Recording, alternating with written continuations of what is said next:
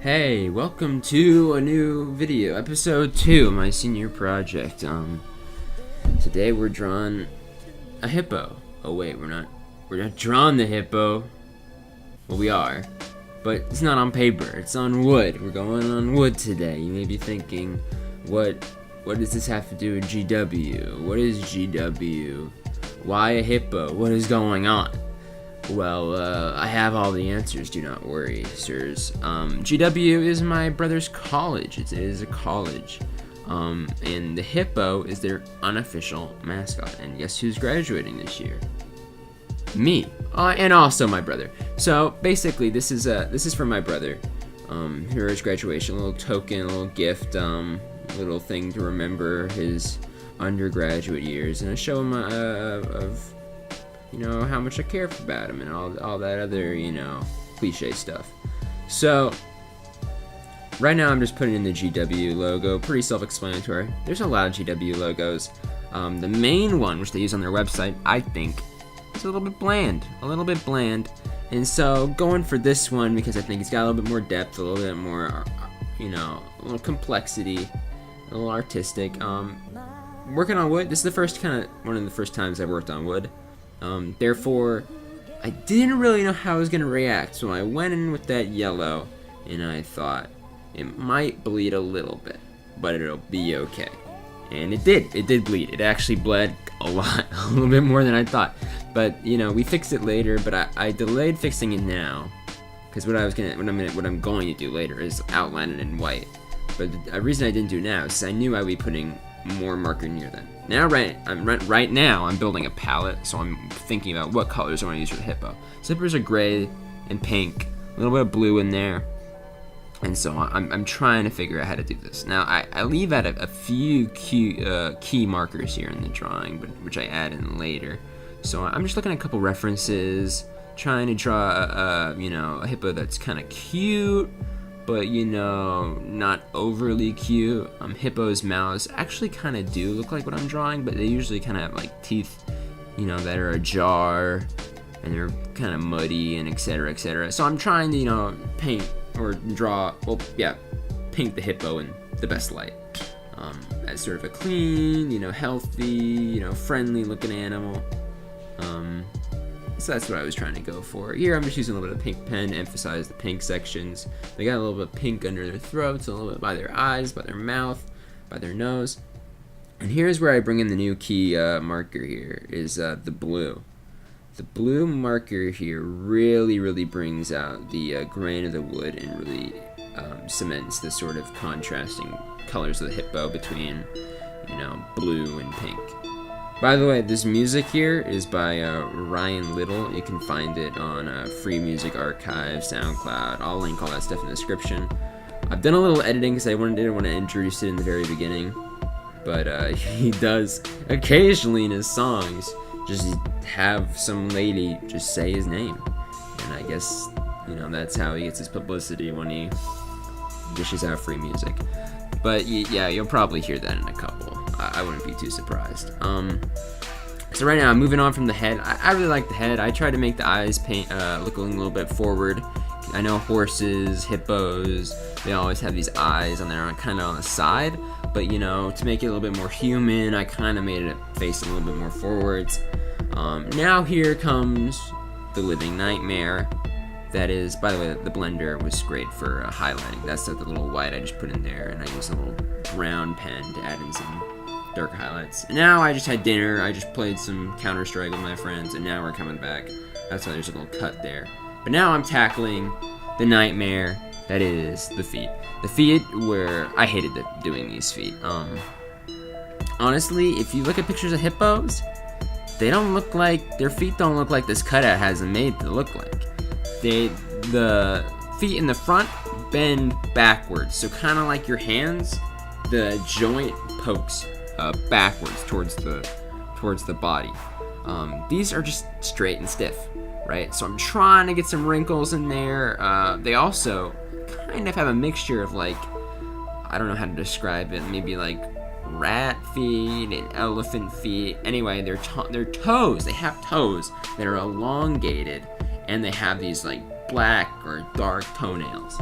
But they're not really like the elephant's feet or hooves that the cutout has. So I was facing a little bit of because I didn't make this. I didn't make the wooden cutout. I bought that, right?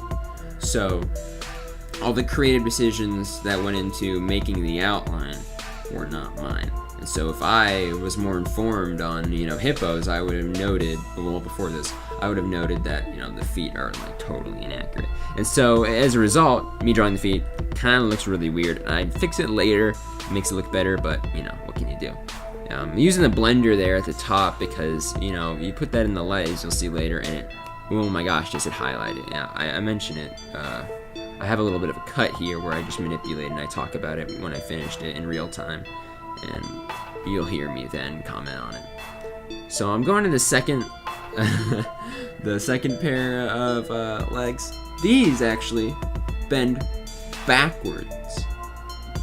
Yeah, if I'm correct. Do they bend backwards?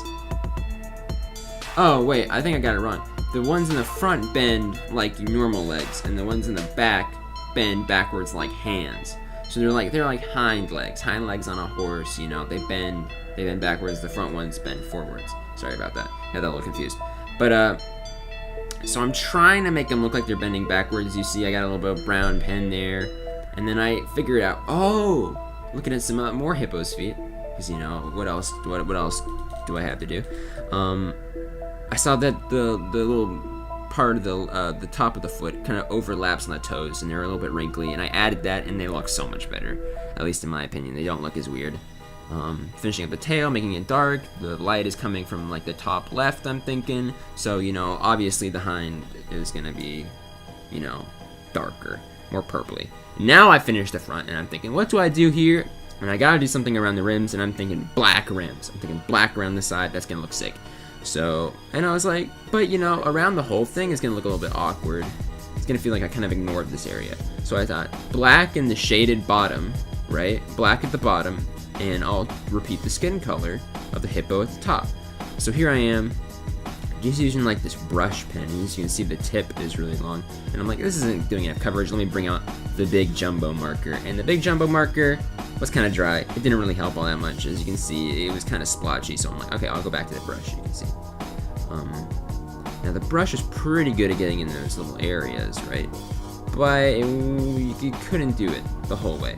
So I comment on that a little bit later, but yeah, I'm probably gonna need to go in with a brush or something to finish that up. I hope I don't forget when I give it to him. But yeah, I just need to fill that in.